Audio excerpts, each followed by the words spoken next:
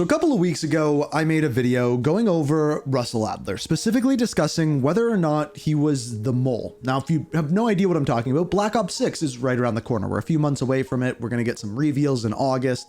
And one thing that we know about the game and about the story of the game is that there is a mole within the CIA. And right now, Russell Adler is being framed, as we think, as that mole. In other words, he's not the mole, but someone from deep inside who probably actually is the mole is framing him. So he is being hunted by the CIA. We don't exactly know why yet, but this mole is 100% there. And in fact, this mole was also there during the predecessor in the year 1989 in Call of Duty Black Ops 2. And in this video, I'm going to dive in and explain who I think the mole is, was, or even could be moving forward with the Call of Duty Black Ops story and what we know moving forward into Black Ops 6. So I know that was kind of confusing, and I said the mole a lot of times, but let me explain what I'm talking about. So essentially, the one thing that we know about the Call of Duty Black Ops 6 story is that there is a mole in the CIA, and it is suspected to be the two people that have gone rogue, Frank Woods and Russell Adler. So these two characters who we kind of play alongside or with in Black Ops 6 have gone rogue and the CIA is hunting them. Now, you may be wondering why, and to understand that, we have to go back to Call of Duty Black Ops 2. So essentially the main thing that you need to know is when Alex Mason dies in Call of Duty Black Ops 2, it is all because of the mole. The mole within the CIA allows David Mason, Alex Mason's son, to be captured, and in doing so, he is able to control people like Alex Mason to put the hood on and to pretend to be Raul Menendez. Frank Woods then thinks Raul Menendez has the hood on and he takes the shot, thinking it to be Menendez. It is not, it is Alex Mason, and everyone is captured because of the actions of this mole within the CIA. Now, this takes place in the year 1989. However, this was not the first time that we saw the mole or knew of them being in the CIA and working with Raul Menendez. You see, earlier in the year 1986, our characters go into Nicaragua, and when they do, their job is to assassinate Raul Menendez.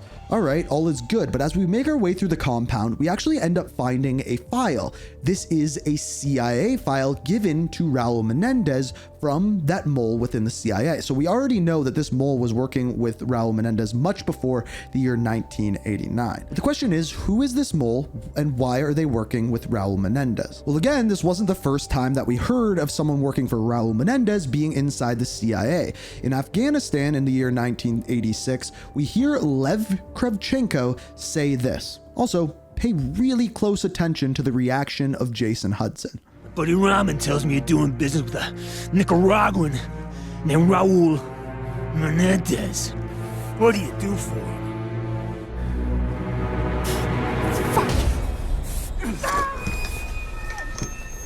You believe in an eye for an eye? Huh? This is a Mujahideen, baby. They'll bury you up to your neck, peel your eyelids back, and leave you to fry in the desert. I'll take you out quick. Tell me about Menendez. I sell him weapons. That doesn't sound too Soviet of you, brother. The Soviet Union is dying. Money's all that matters. Where do the weapons go? Cuba, Angola, the Third World. Why? Menendez wants to see the world burn. Then that's not gonna happen. Oh, he's more powerful than you know. He even has people in the CIA. Bullshit! This guy's fucking with us.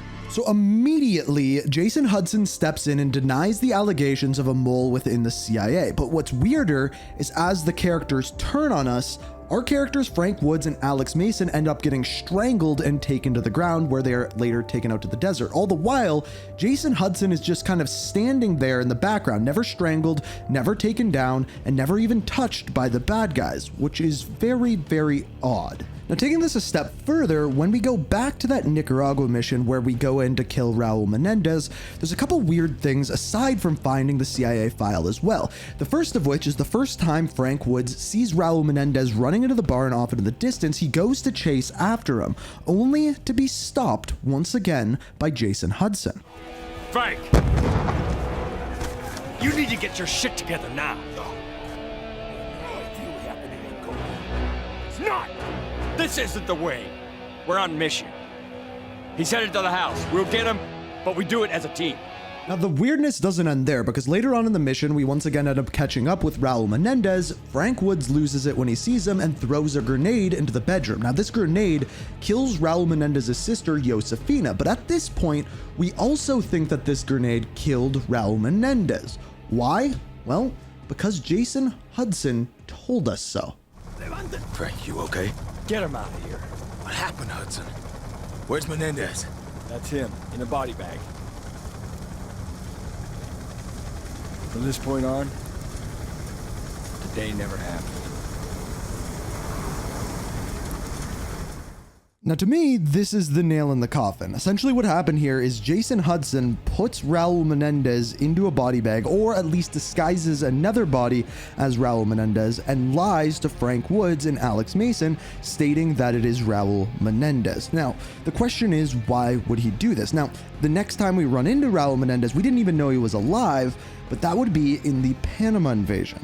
Now, when we go into the Panama invasion, we are Alex Mason and Frank Woods, but the weird part about this is, as we're trying to contact our comms man, Jason Hudson, he simply doesn't answer. Hudson, do you copy? No response. Continue as planned. So then they continue on the mission to locate False Prophet, who we find out is none other than Manuel Noriega. And at this point, we're still not hearing from Hudson until we get to the transfer point, at which time he says that Noriega is no longer the mission. Hudson, it's Mason.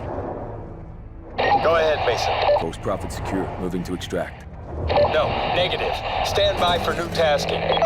Objective False Prophet has intel on a priority Nexus target.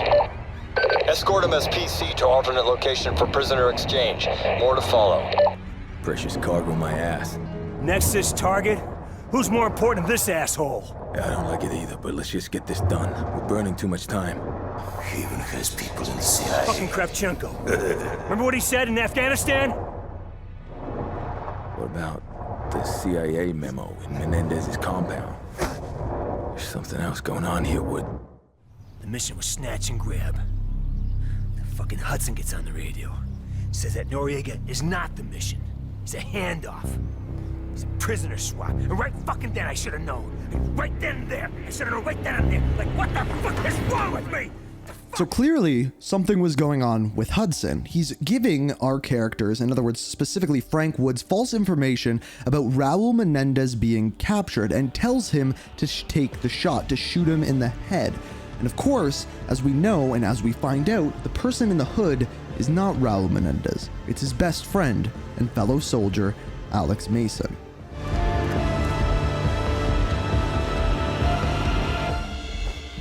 Mason! Fool. You bastard!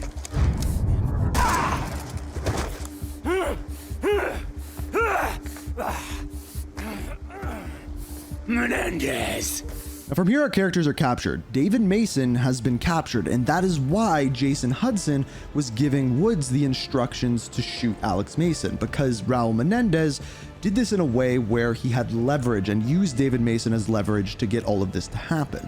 But the question is, if that was the only leverage, why would Jason Hudson lie about Raul Menendez being in that body bag? Well, I think that answer actually comes in what happens next with Jason Hudson while he is being interrogated by Raul Menendez, and what specifically he does and what he says. His friend Alex Mason is dead.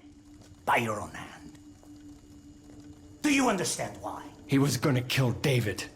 Because you must suffer, as I have suffered. Now one more must die. You, Woods, or David. Make a decision now, or in 10 seconds you're all dead. Woods, I can't. I have 2 kids. They... Fuck! Okay, me! Do it! Do it!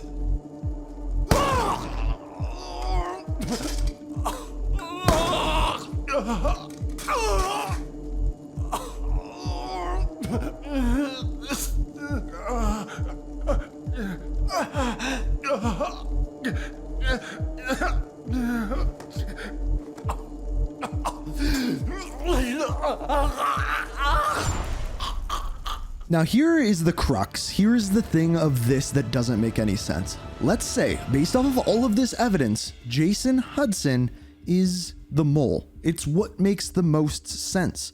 Why would he put himself up to be killed by Raul Menendez? That is the part that doesn't make any sense. He even said that he has 2 kids, a wife, yet he is the one that volunteers. And really, the only reason for that could be guilt. And the reason why I think he's guilty isn't because he's the mole, but rather he was working for the mole. And really it all comes back to him lying about Raul Menendez being in the body bag. Why would he do that? It doesn't make any sense why he would do that unless he had orders to specifically take Raul Menendez as a CIA asset. But that wouldn't be his decision. It would be someone higher up. And in fact, this was not the first time that the CIA tried to kill, or successfully killed in this case, Alex Mason. If we go back once again a little further after the events of Call of Duty Black Ops 1, there was a hit order put out on not only Alex Mason, but on top of that, the handlers Jason Hudson and Gregory Weaver. This was done by one of the heads of the CIA and carried out and written forth by someone by the name of Ryan Jackson, an expert on the case file, and also the narrator for the game Black Ops Declassified. Now, this hit order was never carried out. However, technically, if we looked at the Panama invasion as a hit order sent out by the CIA, it would actually make a lot more sense, because then, in this case, it wouldn't have been Jason Hudson that was the mole. He would have just been following orders.